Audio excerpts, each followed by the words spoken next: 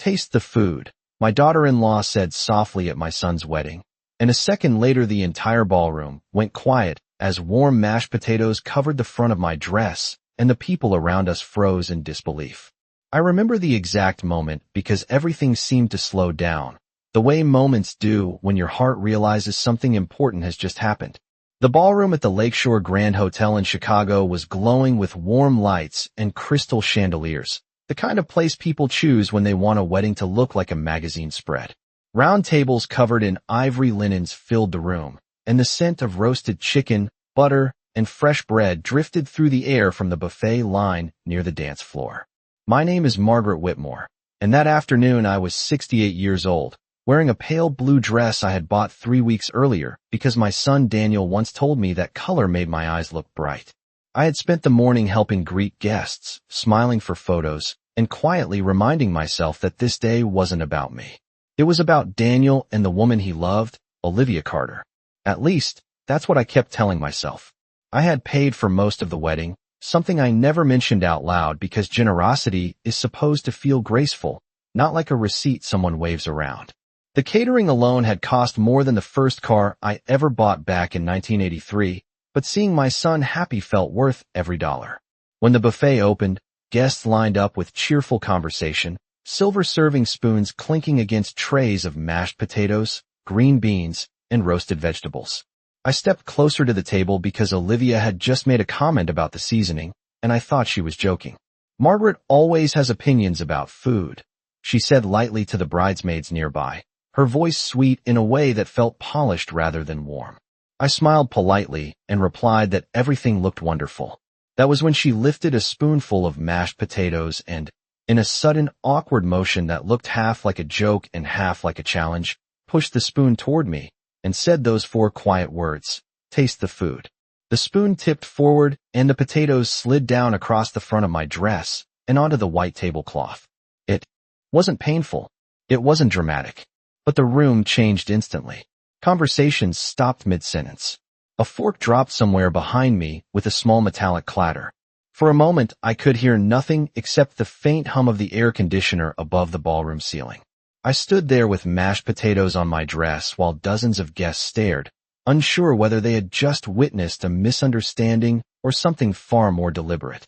Olivia laughed lightly, as if she had made a harmless joke. "See," she said, "now you've tasted it." I picked up a linen napkin from the table and gently wiped the fabric of my dress. My hands were steady, which surprised me. When I looked across the room, my eyes found Daniel. My son was standing near the bar with 2 of his college friends, and for a second our eyes met. Then he looked away. That was the moment I understood something much more important than the mess on my dress. Sometimes the quietest moments in a family reveal exactly where you stand. And at my own son's wedding, surrounded by 200 guests and a chandelier the size of a small car, I realized I was standing completely alone. The strange thing about humiliation is that it does not always arrive with shouting or chaos. Sometimes it arrives with polite smiles, soft music, and 200 guests pretending not to stare. After I wiped the front of my dress with the linen napkin, I folded the napkin carefully and placed it back on the buffet table as if nothing unusual had happened.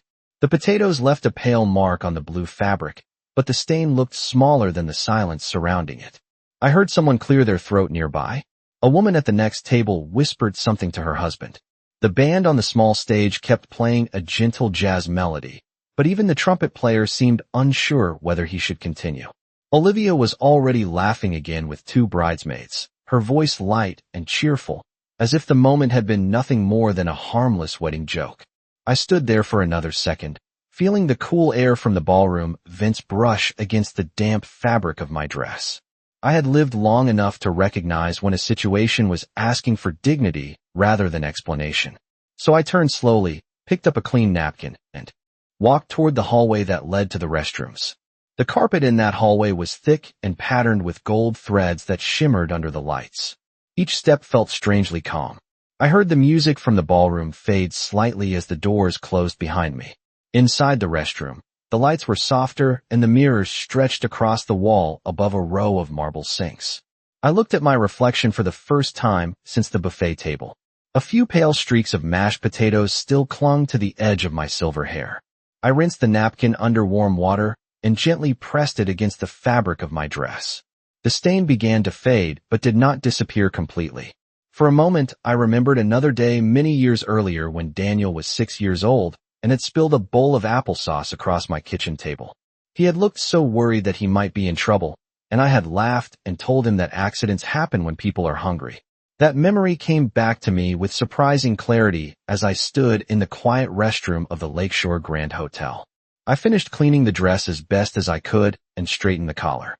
When I walked back toward the ballroom doors, the music sounded louder again, and the smell of food drifted through the hallway. The celebration had continued without interruption. Conversations had resumed. Laughter echoed across the tables. Weddings have a way of moving forward even when something uncomfortable happens. I stepped inside and noticed that most guests had returned to their plates. A few people glanced in my direction with polite curiosity, then quickly looked away. Daniel was no longer standing by the bar. Olivia was near the dance floor speaking with the wedding planner, her posture confident and relaxed. I walked slowly past the tables until I reached my seat near the edge of the room. The place card still read Margaret Whitmore in elegant calligraphy.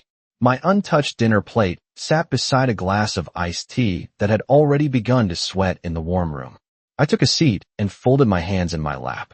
The band finished their song, and the lead singer announced that the couple would soon cut the wedding cake. Applause filled the ballroom again. In that moment, I realized something quietly important. The incident at the buffet table was not the beginning of this story. It was only the first moment everyone else finally saw what had been happening for a very long time. I sat at my table and watched the celebration continue as if the evening had unfolded exactly as planned. Guests lifted glasses of champagne. Silverware clinked against porcelain plates. The warm glow from the chandeliers reflected across the polished floor while the band began another soft melody. Weddings have their own rhythm, and once that rhythm begins, it rarely stops for one uncomfortable moment. I folded my hands quietly in my lap and looked around the room, taking in the faces of people who had known my family for years. Some of them had attended Daniel's birthday parties when he was a child. Some had come to our home for Thanksgiving dinners when my late husband Robert was still alive. Tonight they smiled politely, but their expressions carried a trace of curiosity, the kind people try to hide when they are unsure whether they have witnessed something serious or simply awkward. I took a slow sip of iced tea and let the cold sweetness settle in my mouth. From across the ballroom, I could see Olivia laughing with two of her friends while the wedding planner adjusted the arrangement of flowers near the cake table. She looked radiant in her ivory gown, confident and graceful in front of the crowd.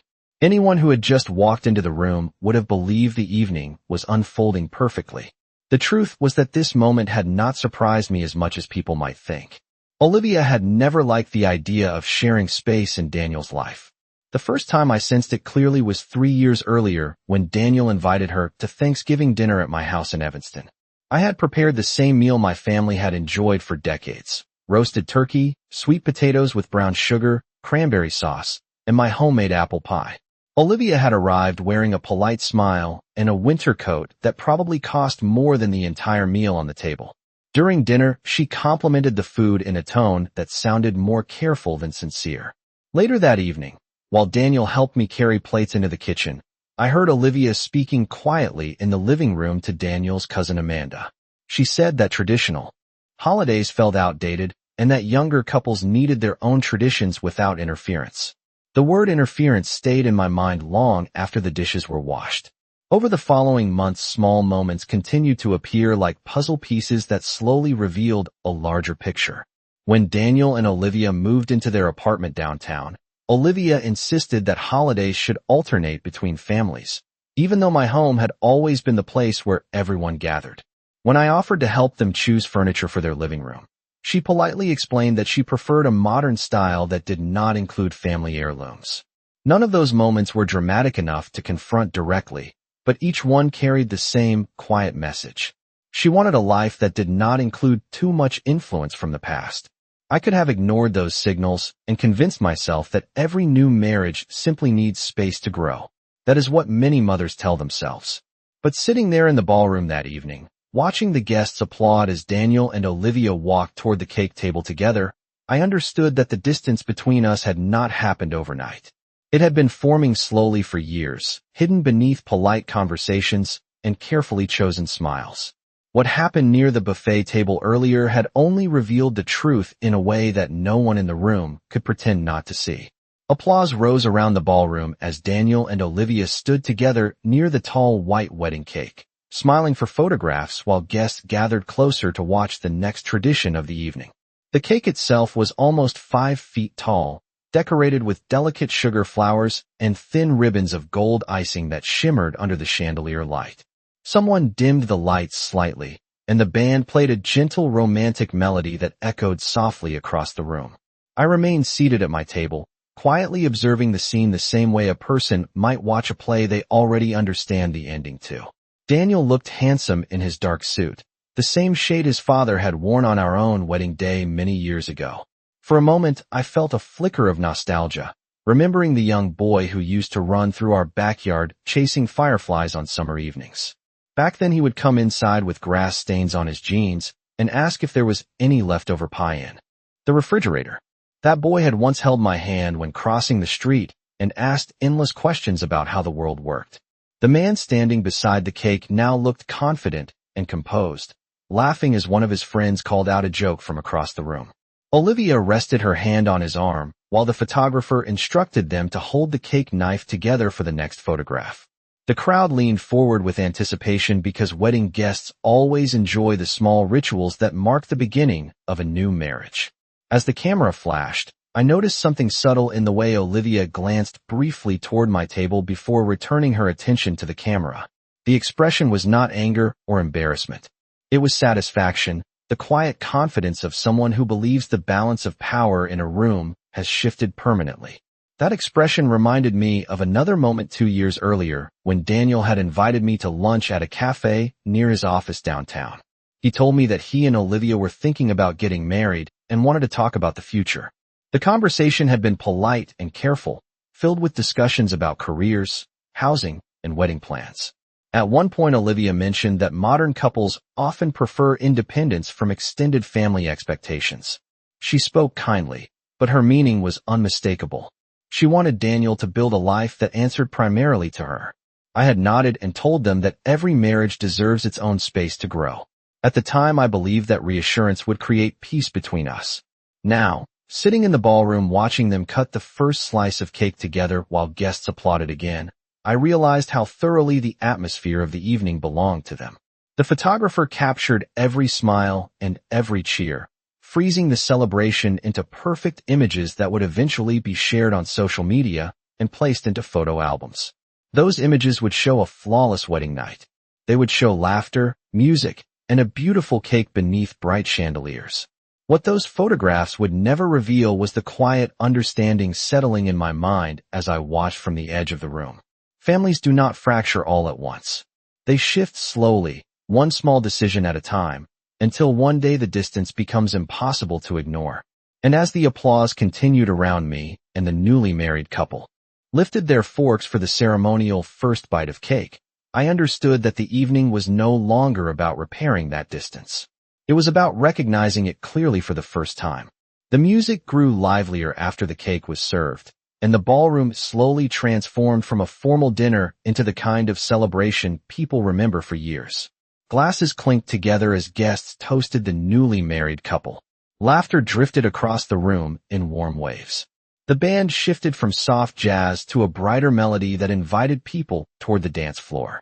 I remained seated for a few minutes longer, watching the movement of the crowd while the servers quietly cleared plates from the tables. The stain on my dress had dried into a faint shadow, something most people probably did not even notice anymore. Yet I could still feel the coolness of the earlier moment lingering against the fabric. Eventually I stood and walked slowly toward the large windows along the side of the ballroom. Beyond the glass, the lights of Chicago shimmered across Lake Michigan like scattered pieces of silver. The city looked peaceful from that height, the traffic moving in quiet lines far below the hotel. I rested one hand lightly on the window frame and allowed myself a long breath. Sometimes distance helps a person understand a situation more clearly than standing in the center of it. Behind me, the music continued, and I could hear the familiar rhythm of wedding traditions unfolding. Someone announced the first dance. Guests gathered around the dance floor, while Daniel led Olivia into the center of the room. I turned slightly, so I could watch them from the side of the ballroom. They moved slowly across the polished floor while the band played a gentle song about new beginnings. Olivia rested her head against Daniel's shoulder and smiled for the cameras. People around them applauded softly, their faces glowing with the simple joy of witnessing a new marriage begin. In that moment, I realized something that surprised even me. I was not angry. Anger would have been loud and exhausting, and I had reached an age where peace mattered more than winning arguments. Instead, I felt a calm clarity settling quietly into place, the kind that arrives when a long question finally receives its answer. For years, I had tried to understand why my presence seemed to make Olivia uncomfortable. I had adjusted holiday plans, offered help only when asked, and stepped back whenever it seemed appropriate. I believed patience and kindness would eventually create harmony. But standing there by the window while the first dance continued, I understood that harmony cannot be built by one person alone. A relationship, like a family, requires two directions of respect. The music slowed as the song reached its final notes. Daniel lifted Olivia gently in a small playful spin that made the crowd laugh and clap. Cameras flashed again, capturing the moment from every angle. Those photographs would show a joyful couple beginning their life together. What they would not show was the quiet decision forming in my mind at that exact moment. For most of my life, I had defined myself through the role of mother, always ready to support Daniel's dreams and protect his happiness. That role had been meaningful and beautiful, but it had also quietly shaped the boundaries of my own life. As the applause filled the ballroom once more and guests stepped forward to congratulate the newlyweds, I realized that my life did not have to remain fixed inside that role forever. Sometimes a person must step out of the center of a story in order to begin a new chapter of their own. The evening continued with the comfortable rhythm of celebration as more guests stepped onto the dance floor, and the band played a familiar song that everyone seemed to recognize. Couples swayed beneath the chandeliers while the servers carried trays of sparkling water and champagne through the crowd. I remained near the tall windows for a few more minutes, watching the reflection of the ballroom lights shimmer against the glass. The sound of laughter behind me blended with the soft hum of the city outside. Eventually, I turned and walked slowly back toward my table, moving through the edges of the crowd where conversations floated in small clusters. A few guests offered polite smiles as I passed, their expressions careful and uncertain, as if they were unsure how to acknowledge the awkward moment from earlier without making it worse. That is the way people behave at formal gatherings. They protect the atmosphere of celebration even when something uncomfortable has happened. When I reached my table, I noticed a man standing beside my chair, adjusting the cuff of his suit while looking across the ballroom toward the dance floor. It took me a second to recognize him. Martin Reynolds had been my husband Robert's attorney for nearly 20 years, and he had attended several family gatherings in the past. His silver hair was neatly combed, and his posture carried the quiet patience of someone accustomed to listening carefully before speaking. When he saw me approach, he offered a small nod of greeting. "Margaret," he said warmly, "it has been a long time." I returned the smile and thanked him for coming to the wedding. We exchanged a few simple comments about the beautiful setting and the music while the band continued playing nearby. Martin had always been a thoughtful man who chose his words carefully, and I could see that same thoughtful expression on his face now. After a moment, he glanced toward the dance floor again, where Daniel and Olivia were speaking with a group of friends. "Your husband would have been proud to see Daniel today," he said quietly. Hearing Robert mentioned in that bright ballroom stirred a gentle ache in my chest, but it was not a painful one. My husband had been gone for 3 years, and with time the sharp edges of grief had softened into something steadier. "He would have enjoyed the music," I replied, remembering how Robert used to tap his fingers along to every jazz song he heard. Martin nodded thoughtfully and rested one hand on the back of my chair. "Robert spoke about you often during the last months before he passed," he continued. "He wanted to make certain that you would always be taken care of." I listened politely, assuming he was simply sharing a memory out of kindness. But there was a careful weight in the way he spoke those words, as if they carried a meaning that had not yet fully arrived.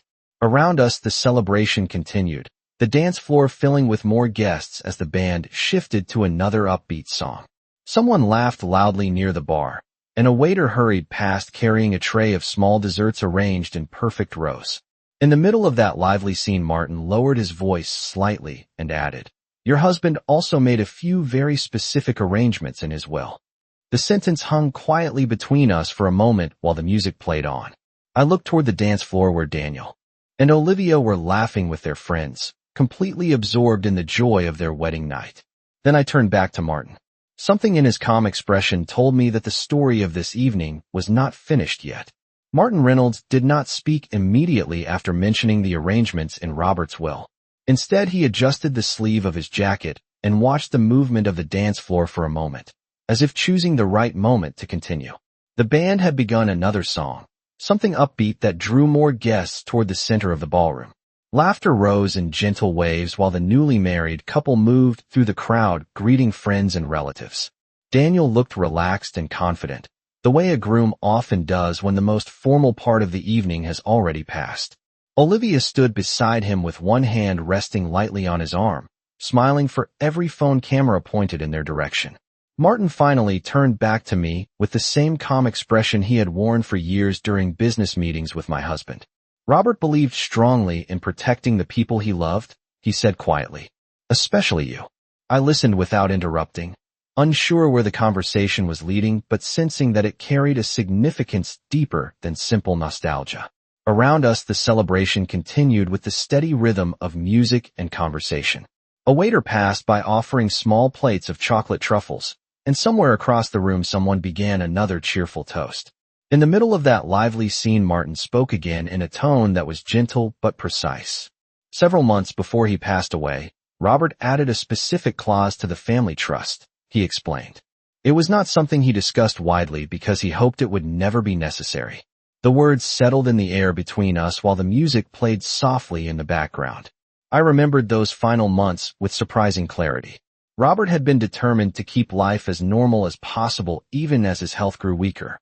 We spent quiet afternoons together on the back porch of our house in Evanston, watching the sunlight shift across the garden while he spoke about Daniel's future and the importance of family.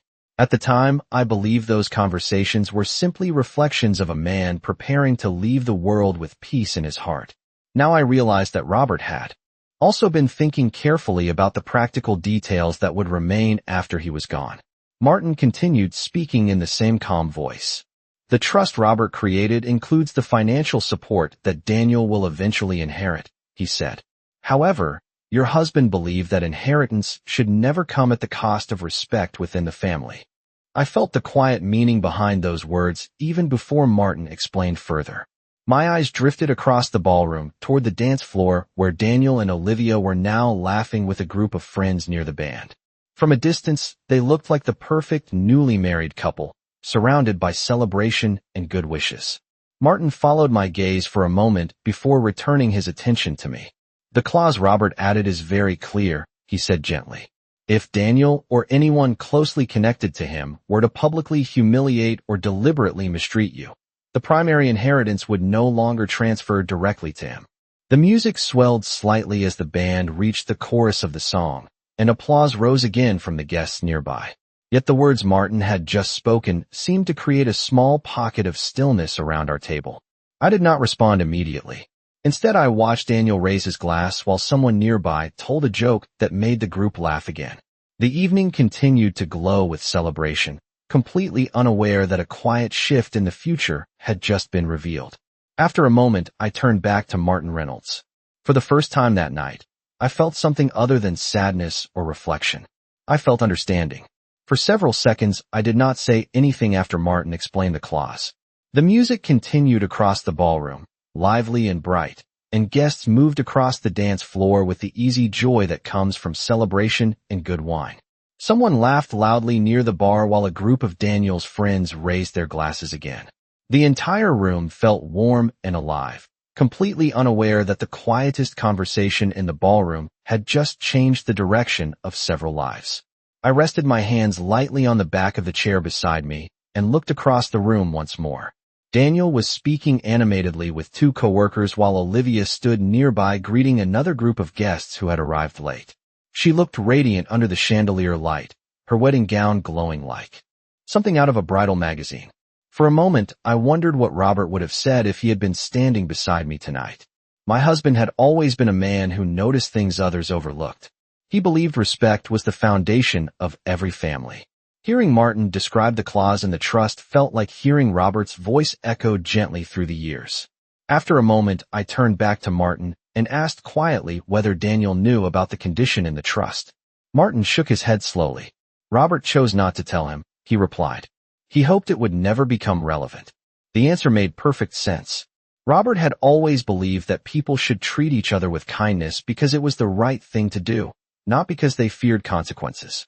Around us, the music shifted again as the band began another upbeat song that drew several more couples onto the dance floor. The evening had moved into the relaxed portion of the celebration, where conversations blended with laughter and the formal schedule faded into simple enjoyment.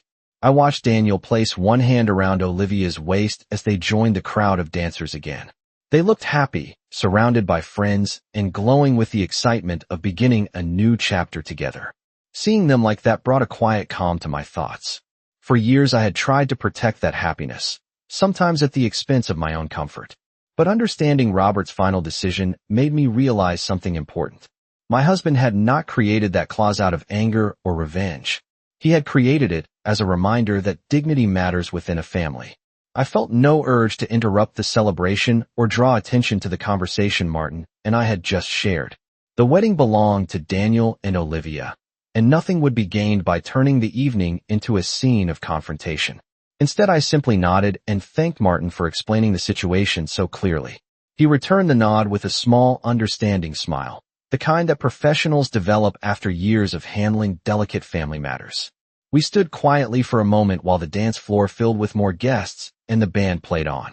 The atmosphere of celebration continued to glow throughout the ballroom. Yet inside my thoughts something had shifted gently into place. Earlier that evening I had believed I was witnessing the final chapter of my role in Daniel's life. Now I realized that the story was not ending at all.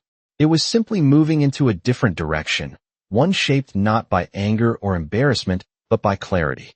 And as I watched the dancers turning slowly beneath the lights, I understood that sometimes the most powerful response a person can offer is calm patience while the truth quietly reveals itself.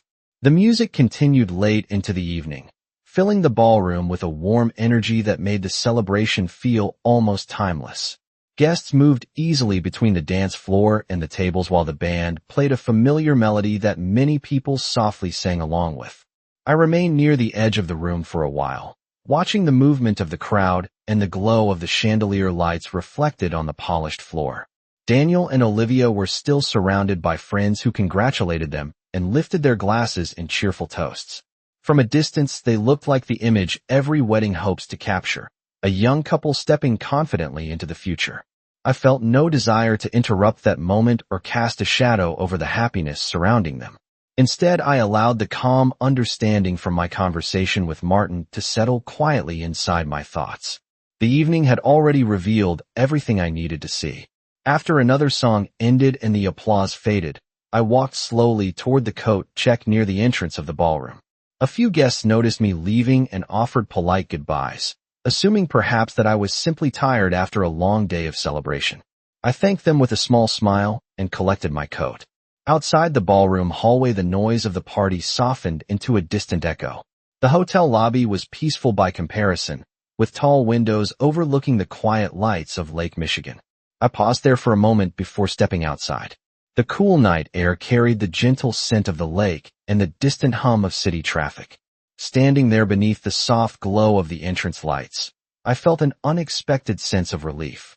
For years I had tried to maintain harmony by stepping carefully around the tension that had slowly grown between Olivia and me. Tonight had finally clarified something that had remained unspoken for too long. Respect cannot exist where it is not freely offered.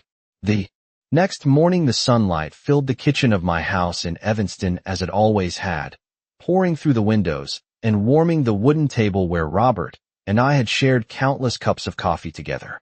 I sat there quietly with a mug in my hands, reflecting on everything that had unfolded the night before. The memory of the ballroom felt distant now, like a scene from a story I had once read rather than something I had lived through myself. Later that afternoon, Martin Reynolds called to confirm the details we had discussed. His voice remained calm and professional, but there was a quiet note of reassurance in the way he spoke. The arrangements Robert had made were clear and secure, and there was nothing more I needed to do at that moment. I thanked him for his guidance and set the phone back on the kitchen counter. Life continued with its ordinary rhythms. The garden outside needed watering. A neighbor waved as she walked her dog past the house.